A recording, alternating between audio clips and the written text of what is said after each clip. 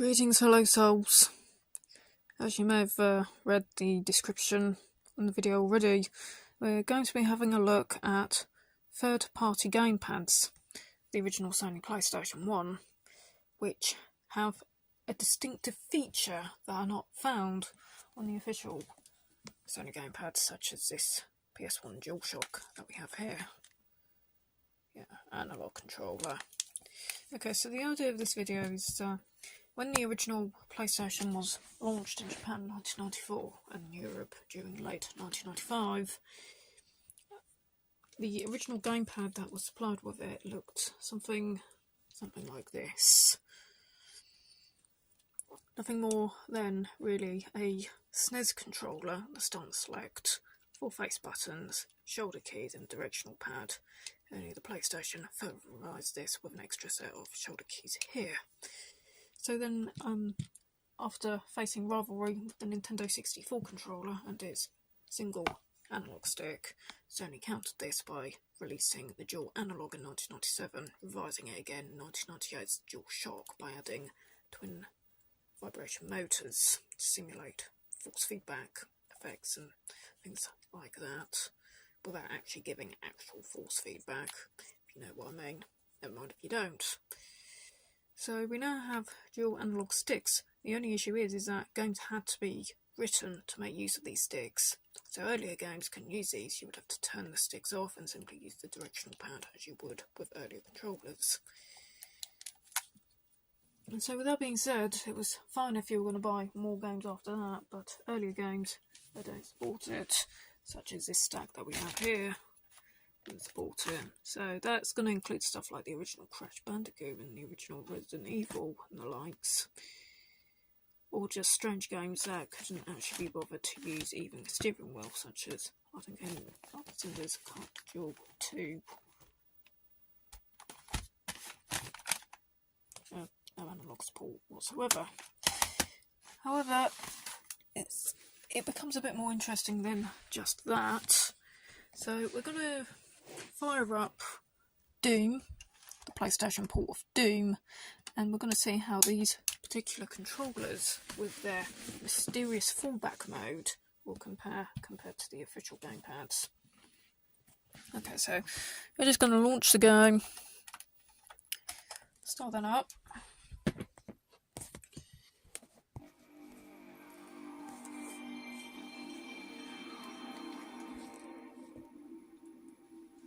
Put it in. Look at some tiny little faces. Chibis. Hello, chibis. Tiny little chibis. Tiny little face.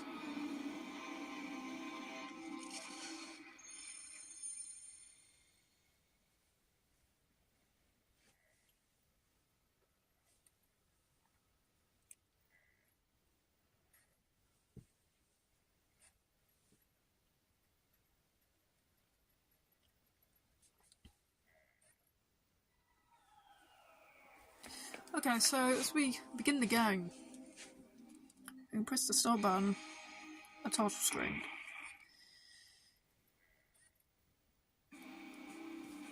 Now if we try and switch on the, well, you can see that directional pad works here, but if we switch on the analog, nothing works.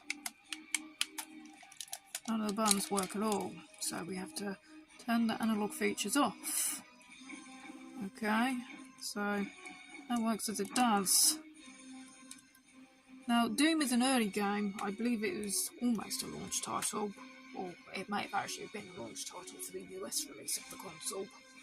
I'm not absolutely certain, but it was certainly within the first 2 months of the console's existence.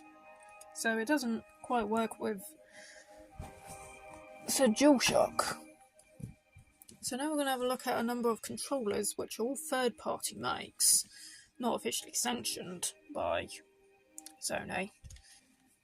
We have a saber of sorts. Not all of these sabers will have such a fallback mode. Some do, some don't. I'll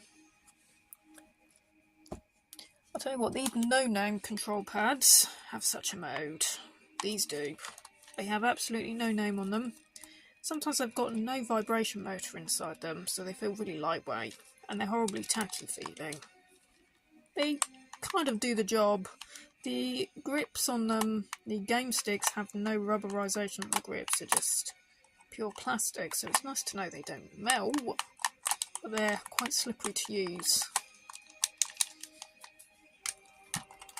And like I said, the shells are really tacky because they tend to just break apart. But yeah, we're just going to plug one of these in, and you're going to see this fallback mode.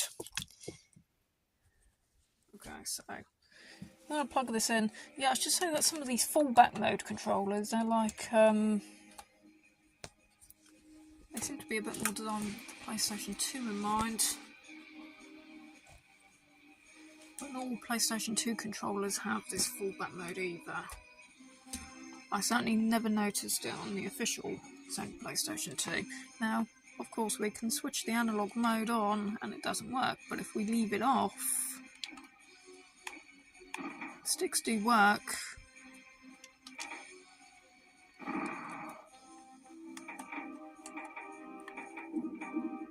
Okay. Problem is it's like terribly finicky. Because, of course, Doom doesn't offer a calibration mode of sorts, so that's kind of a problem. Can you please stop auto-firing? Okay, we're just going to have to take that out and just put the official controller back in. If not, it may actually may have to call for a reboot of the system. Here we go. Configuration.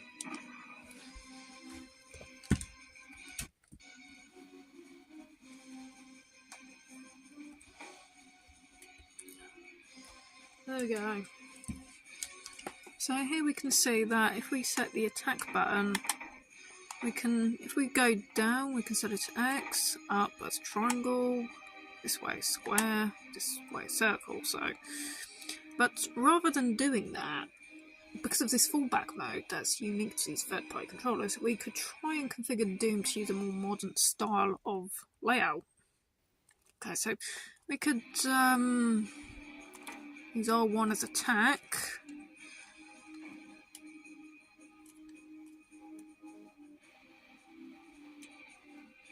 This button is use.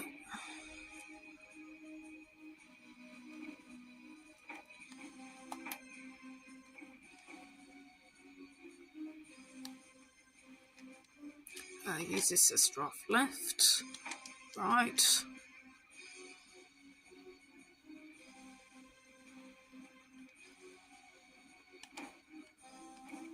And you will see what we are going to do with this. Okay. This thing is falling apart quite nicely. Right, here we go. So now we're going to move using a more modern style of control layout.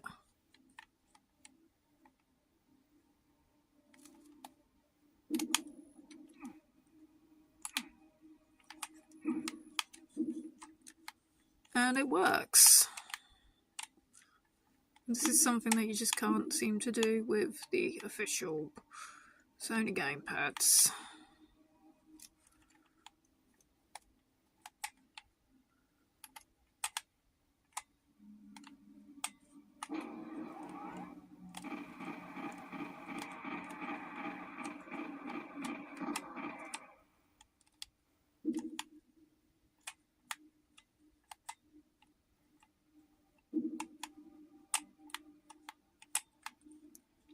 And there you go, that just works very well. Okay, so we're just going to pause that because this thing is just falling apart like nobody's business. But hey, yeah, that's what happens if you pay £20 free postage for about 30 broken controllers. And you find this pretty neat discovery. I do say neat. Now we're just going to try an official DualShock 2 controller, just to verify my confirmations that even the official DualShock 2s don't really work like this.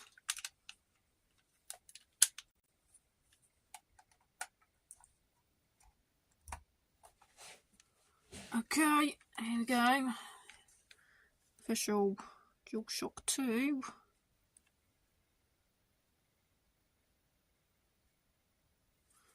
Okay.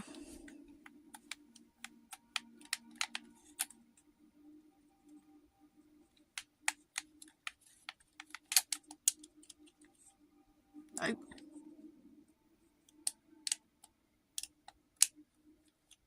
So no, the official DualShocks don't do this, and the official DualShock 2s don't do this. Yes, you just saw that. You can use a DualShock 2 with a PlayStation 1 console. Nothing illegal about it. Okay, so without all that being on pause, let's have a look at the other examples of controllers that allow for this. So aside from these no-name PlayStation 2 controllers, which I think were mostly manufactured around about 2008, I think. Okay, no specific date on that, but I think these were more or less manufactured around about 2008 or so, during a time when the PlayStation 2 was fairly standard, but the PlayStation 3 was kind of existing and very expensive. Very, very expensive. PlayStation 2 games were still being made at that point. Quantum of Solace being a pretty good example. Okay, so here's another example of a third-party controller that has such a fallback mode. It's called the Blaze Viper. I've previously done a video on this of it being used with CyberSled. It's a good controller. This particular example is rather warm, but I'll tell you, it's very robust. It has a Neo Geo Pocket style click stick, which was quite a popular option on a variety of different gamepads at that time. And it's quite chunky too. It's got nice long grips. Yeah, just the sort of thing you'd play Doom with. Okay, let's plug this thing in and just watch it go.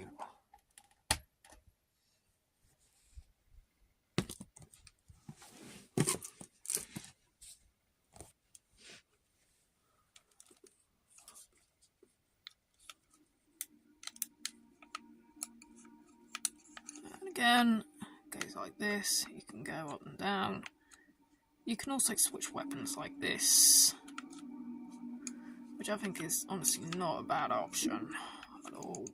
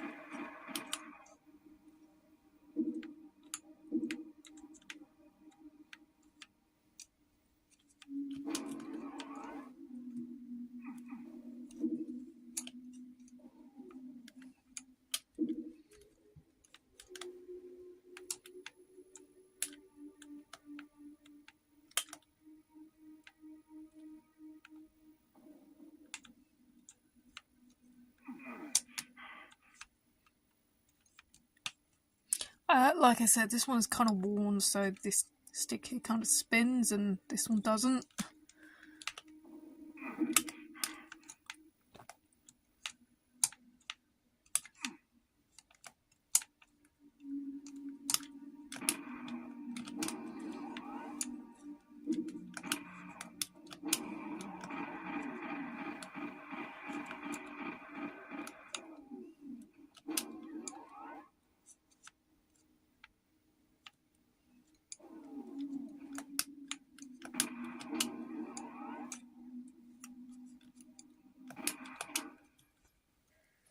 Yeah, that kind of works as it is, really.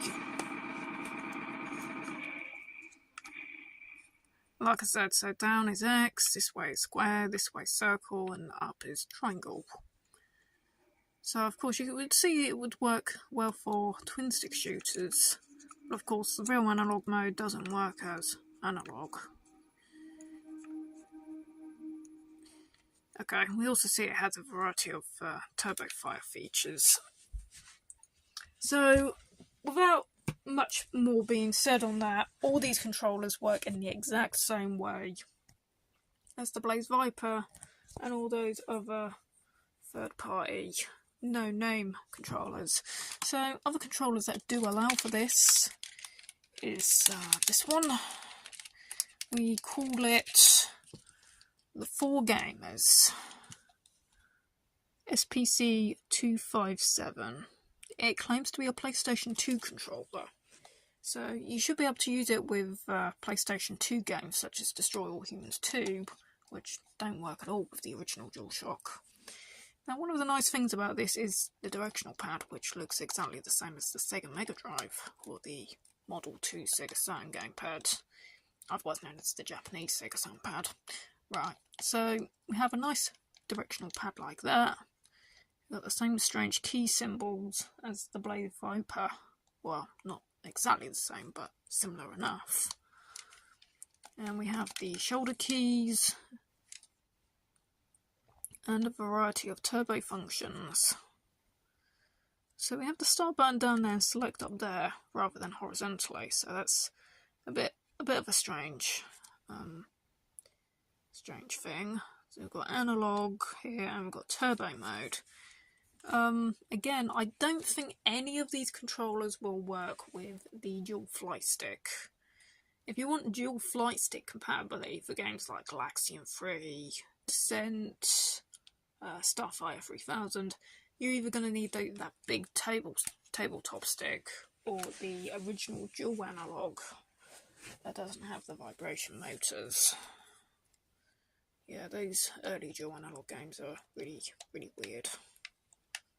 So I don't think that they will work with that. You either just get a DualShock mode or fallback mode for early games that have no analog support whatsoever.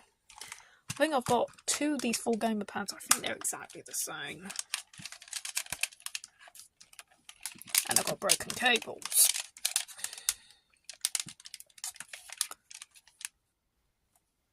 Yep. Again, it's a PlayStation 2 controller. It has the model number of SPC257. SP257. Just think of that. That's kind of a special number if you want one of these gamepads. Like I said, they feel a lot better than those no-name things that break apart. The plastic is actually really robust. I think it might be high-impact ABS, like what was used on the Kempston Competition Pro 5000 joysticks for the Atari. Yeah, it's really not easy to break. You got a nice Sega style D-pad, which beats the official Sony design any day. You got a central start button, which is kind of nice. Dual sticks that have rubberized coating on the top, like the official DualShock. And you've got elongated grips, which are more like the dual analog rather than the official DualShock. So, take a look at these things. Yep, these are definitely longer. A bit longer. Okay, they are definitely longer. Yeah, nice. You don't get the ridges like you do on the official Sony dual analog, but they didn't really mean anything to me anyway. The long grips, the Sega D-pad, the central start button is nice. Yeah, I like these 4Gamer SPC 257. Okay, so we've got two of those, and then we've got two joypads from Logic 3. They look the same, but they're not quite the same, because one is for PlayStation 2, and the original is for PlayStation 1. But otherwise they look almost exactly the same. Now, if I remember well, these also existed, I think, in the grey and the creamy white colour for the PlayStation 1. So, the most immediate differences are the face buttons. These are black buttons with printed designs. These are multicoloured buttons with a black print. But otherwise they look almost identical. Just the face buttons are different. And the details on the back panel are a bit different as well. The top one with the multicolored buttons is a Logic 3 VR12 analog pad, while the one on the bottom with the black buttons is a Logic 3 model PS412. So you've got the VR12 and then you've got the PS412. The PS412 claims to be for PlayStation 2, while the VR12 doesn't make any mention of the PlayStation 2, so presumably it's more designed with the PlayStation 1 in mind. Again, you do get these nice ridges on the bottom that make them a bit more ergonomic and less likely to go flying out your hand during a jump scare. We've got a D-pad that's better than the official Sony design, but again, I think I still prefer the larger pad of the 4Gamers, which is almost exactly like the Sega Mega Drive directional pad. Mega Drive Sega Saturn, which is just the best directional pad ever made. But I wouldn't say this pad is bad at all. It's a bit smaller. That's not necessarily a bad thing in itself. It kind of floats. It's got a nice clicky feel to it.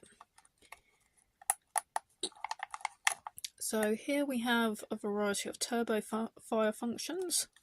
Start and select, which are closer to the face buttons than they are on the official design. And we have our analog mode switch.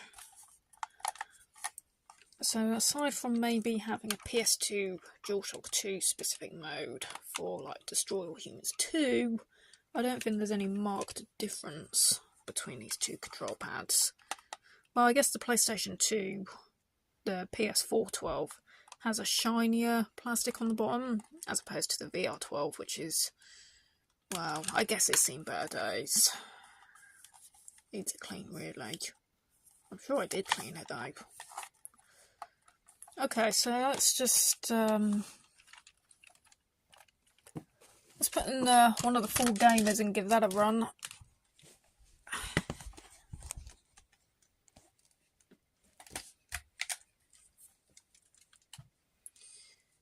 No, you're not gonna have vibration feedback in old games that weren't written to use the vibration feedback, but that's, I wouldn't say that's the biggest crime in the world. I think being able to use a dual stick layout in Doom is quite nifty, especially when we bear in mind just how beloved this particular port of the game is. I mean, having a dual stick function, try having that in the Atari Jaguar version of Doom.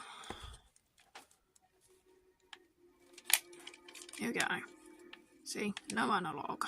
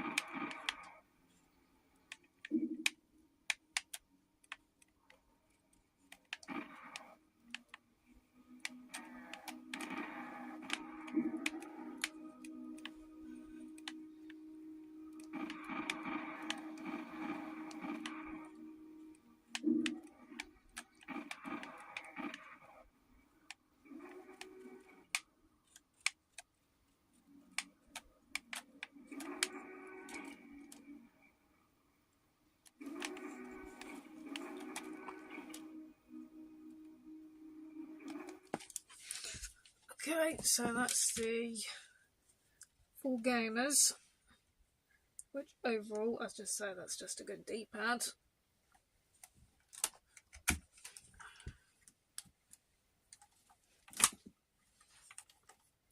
Next up, we're going to have a look at the VR12, which is the earlier version of the Logic 3 gamepad.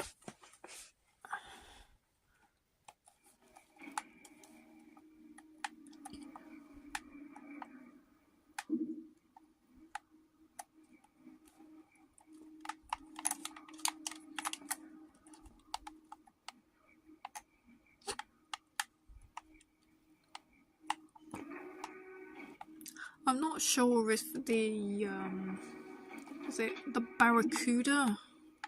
There was a gamepad called the Interact Barracuda.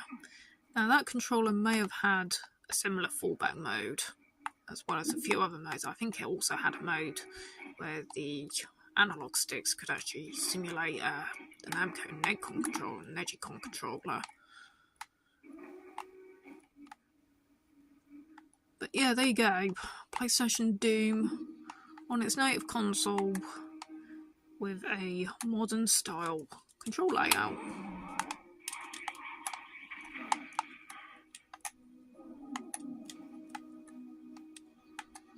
I guess switching weapons with the right stick is probably not the best idea, but I couldn't think of anything better at the time.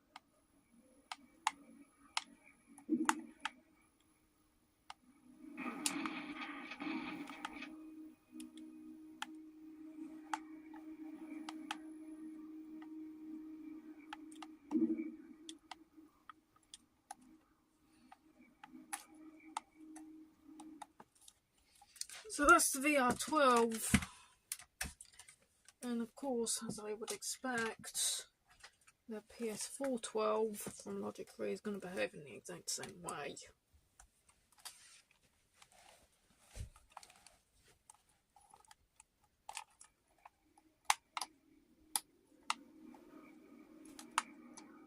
Okay, for some reason it actually now appears that the directions have been reversed. Okay, this one's not working too good. Saying that though, plug's been tied back together. It's probably seen better days and it needs repairs.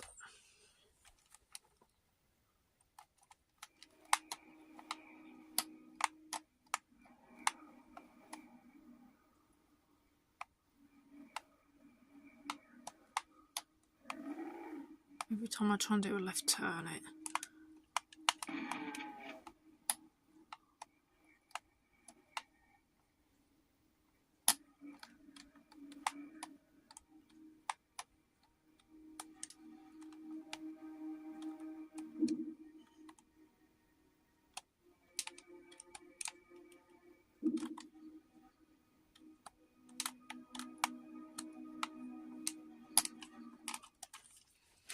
okay, let's try out a couple of other games besides Doom.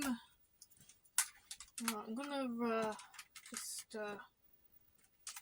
plug in the full gamers again, because I think I like that one the best overall.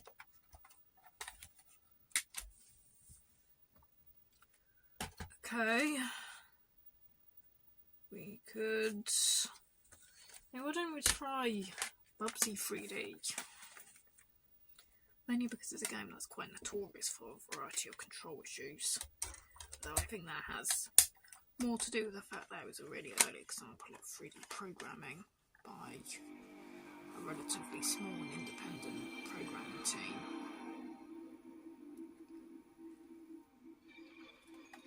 Okay, so Bubsy 3D now.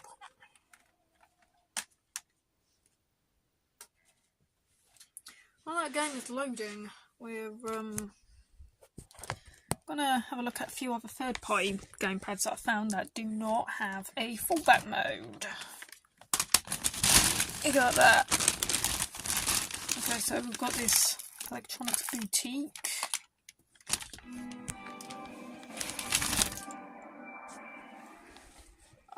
actually thinking about it, I don't think I could even get this to work at all. It's actually both a PlayStation 2 and a PC gamepad. This also has a USB connector on the end as well. Yeah, not the best thing. So that didn't quite work. We have a Competition Pro. Again, this doesn't have a fallback mode, but it does have some really cute buttons.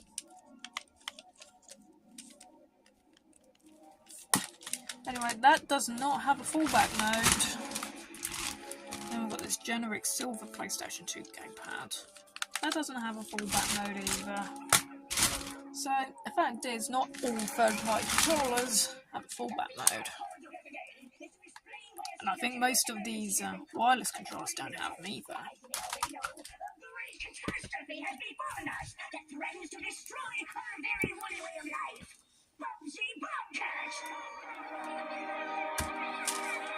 I'm just going to plug in that Saber controller.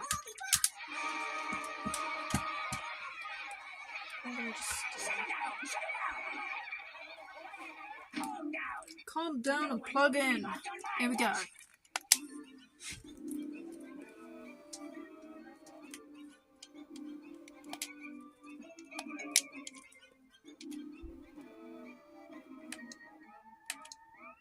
So yeah, we see we have this Saber controller, and it does have this fallback mode.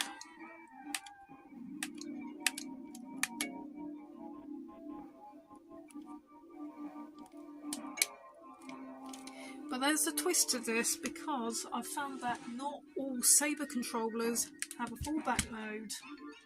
Nope, I've got several Saber pads, and they don't necessarily always have them. Okay, so that one that we've just looked at there, which is plugged in here, there's a Saber. We've also got another Saber just like it. And you know what?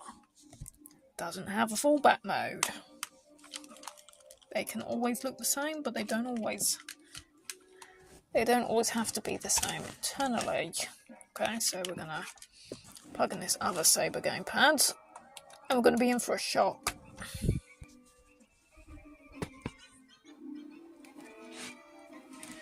There we go.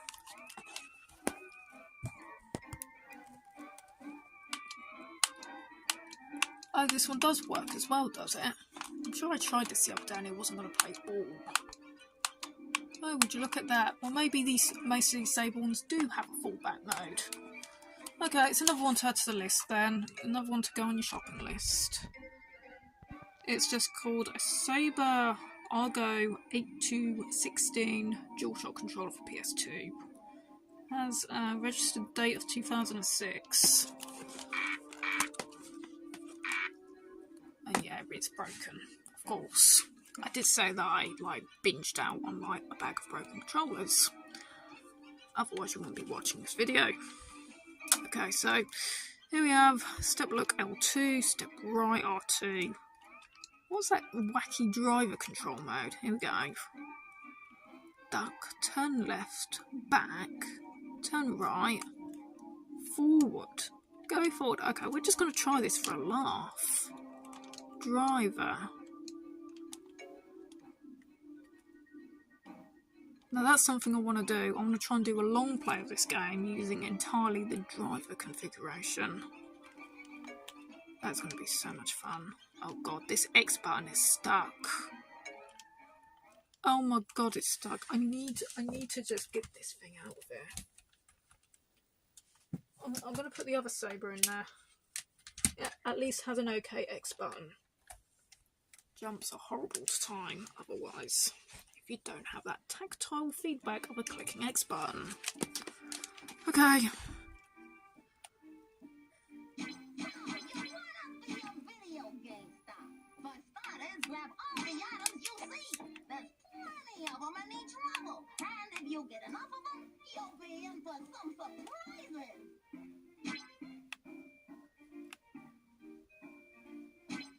Well, I think having duck opposed mapped onto the up button is actually a good idea, because that actually gets Bubsy to stop.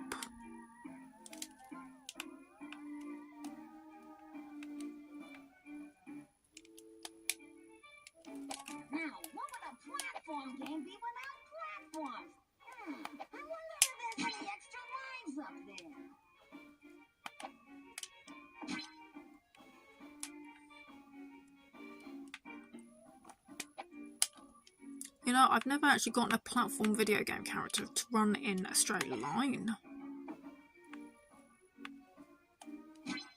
I've just got to remember that, you know, to go like this, you just have to keep on with this.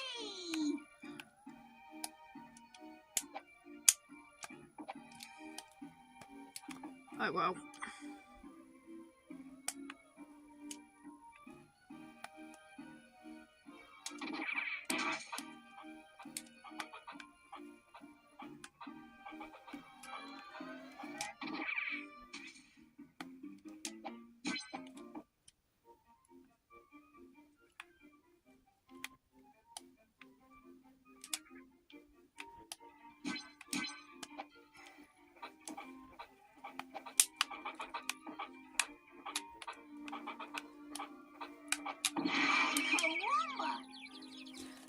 Yeah, I do know that not all of my ideas are good. Well, at least he's gone.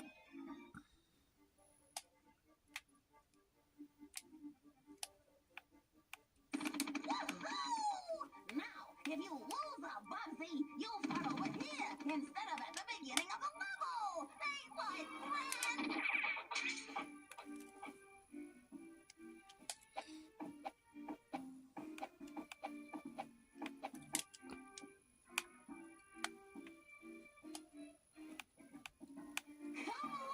Come on, don't be shy.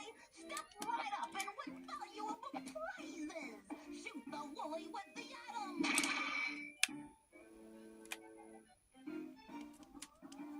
Okay, let's try another game then. So yeah, it's up to you to decide as to whether Bubsy 3D actually controls better like that or otherwise. Yeah. Okay, let's have a look at this decidedly terrible driving game. One of the cards was better than this. Actually, even Send a Card Duel 1 was better. If you know anything about disaster ports, well, it's a bit like that, only it's a disaster sequel. A bit like Battletoads on the Amiga.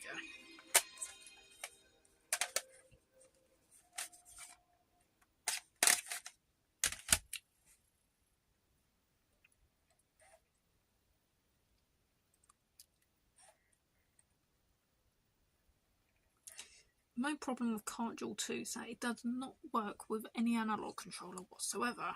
Not even Namco's Negicon, Mad Cat's Analog Racer, the DualShock, the Dual Analog. Nope. No analog support whatsoever. What a pig.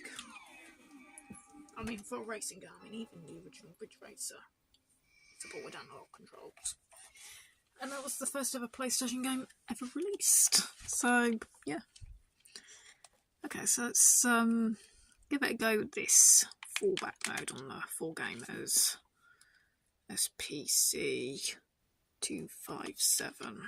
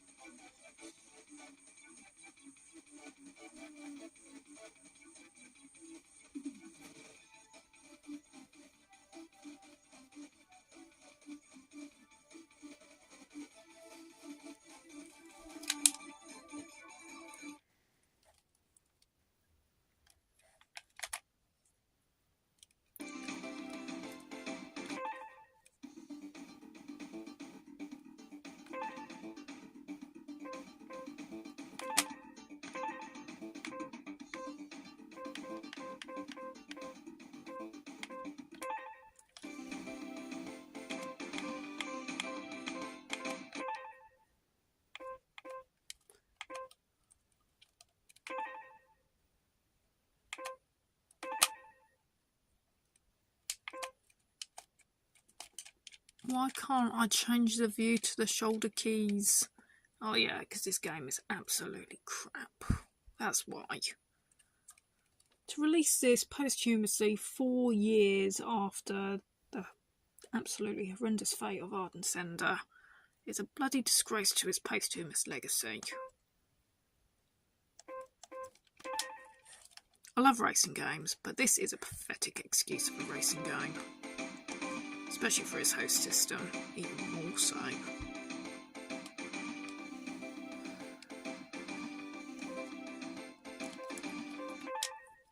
Well, at least it has a 2-player split screen, which makes it a bit better than International Moto X, but not much. Oh, I'm supposed to use circle to select rather than X. And yet triangle to cancel. I mean, it's not even like the Japanese scheme. And it's not even like the Western button scheme. It's just a screwed up scheme.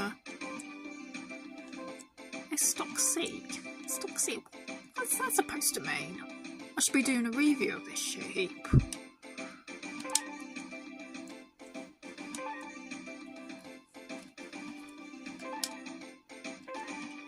Can we actually play this fantastic game?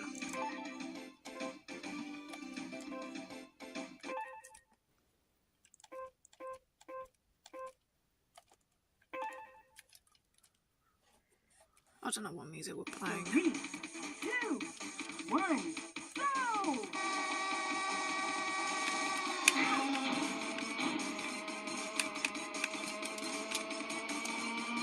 I don't even know if we've got a shift mode.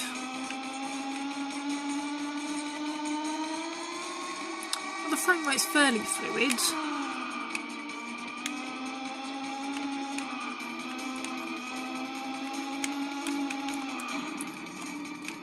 It's all very well, but I keep obviously changing my view when I don't want to, because I can't map the viewpoint to any button other than any of the 4 face buttons, which would have been excusable had this been released on an earlier system that has no shoulder keys. Come on, even the Panasonic 3DO could have had a better mapping than this.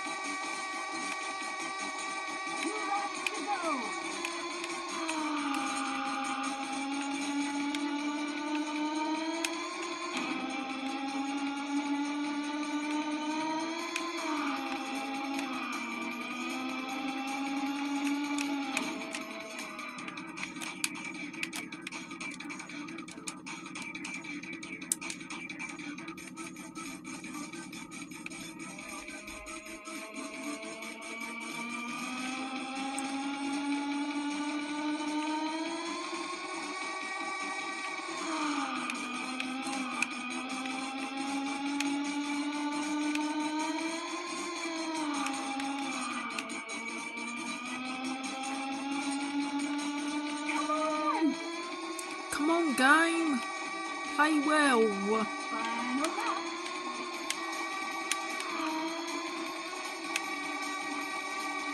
Okay, if I can praise this game for one thing, is that it does actually have a nice sense of speed. It's just that, well, it's got a nice sense of speed. The actual response of the controls are quite good. But I still think that, compared to Formula Kart Special Edition, it is still an utter pile of crap. And an absolute disgrace to the deceased driver that it apparently has been endorsed by.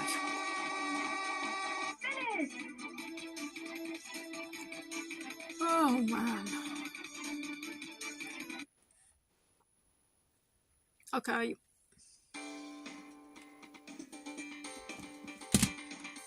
Oh well, if I just pretend I'm playing Virtua Racing on the Mega Drive, I'll stop complaining. Just about.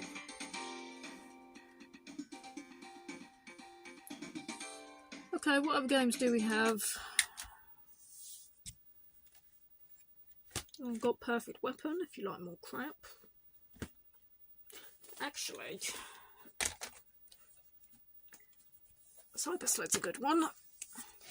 Mainly because if you ever played Cyber Sled in the arcades, you would have been faced with 2 fist-sized joysticks, and you would use these to control the tank around the arena.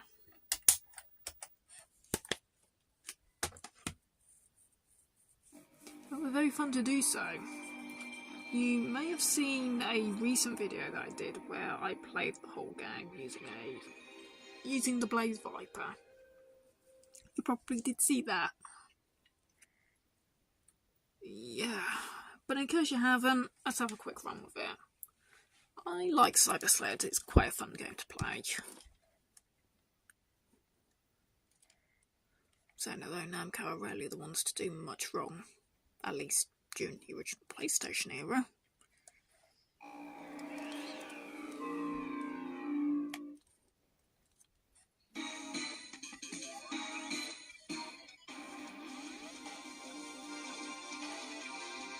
Looks like Tron style graphics. They should have allowed for a wireframe mode, you know, just like purely wireframe mode with like crazy fast frame rate. That would have been so cool to play.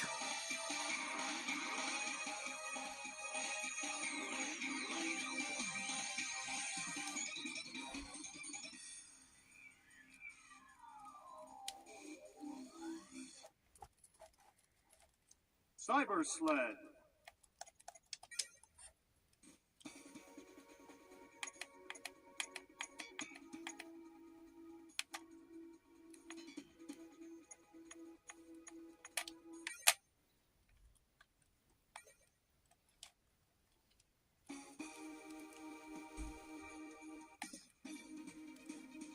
Madison on. Your opponent.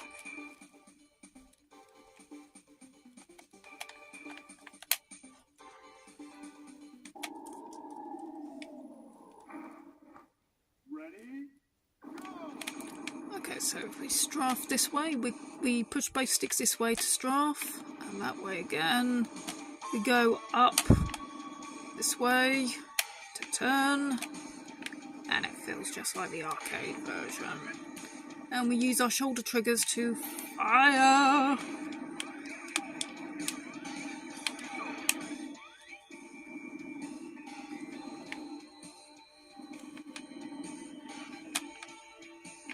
It may seem a bit confusing to the home user, but this is how the game was played in the arcades.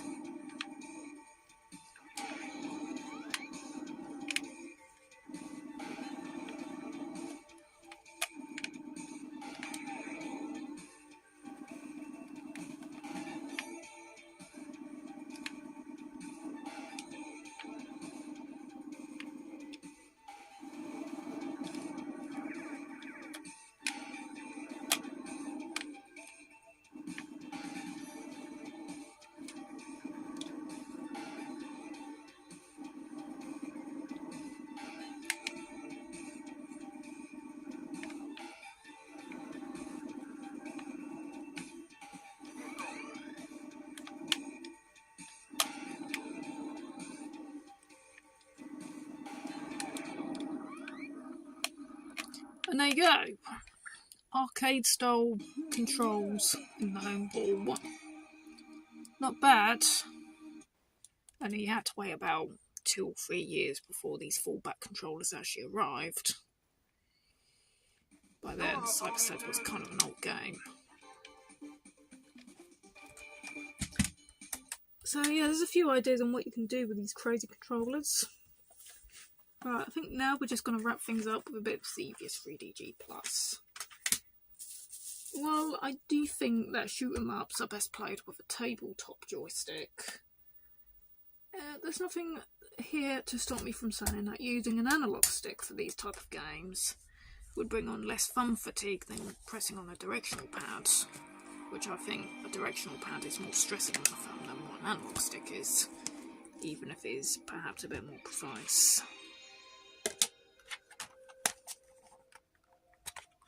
And I say we'll wrap the video up with Xevious 3DG+, but you gotta remember there's plenty of other early 3D games like Excalibur, Fatal Black,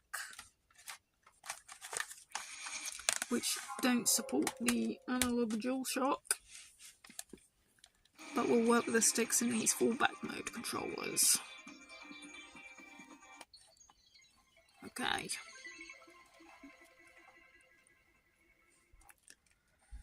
I mean, At least with the 4 gamers, you get a nice Sega D-pad.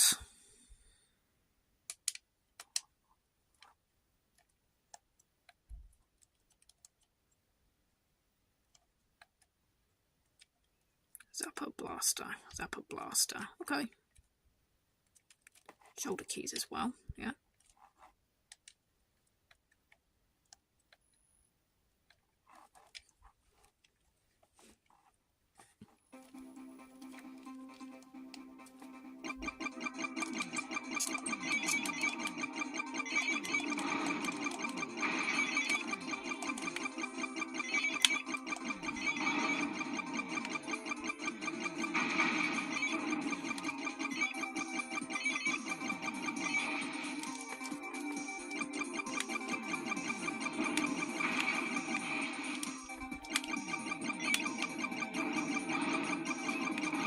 Like I said, if you use a thumbstick rather than a directional pad, it will cause less thumb strain,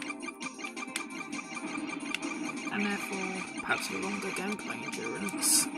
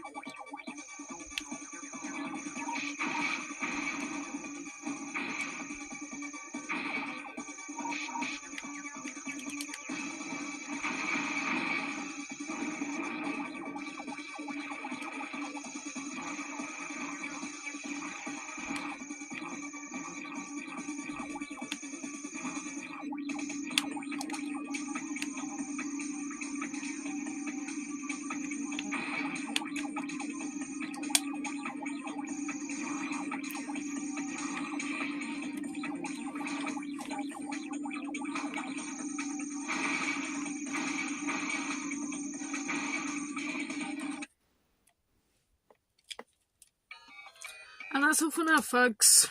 Fellow souls. And all you intergalactics that may be watching this. So yeah, you get the idea. Lots of early games with new control possibilities. Hopefully, with a bit better gameplay as well. Adios, keep on rocking, take care of yourselves, and I'll see you in the next video. Cheers.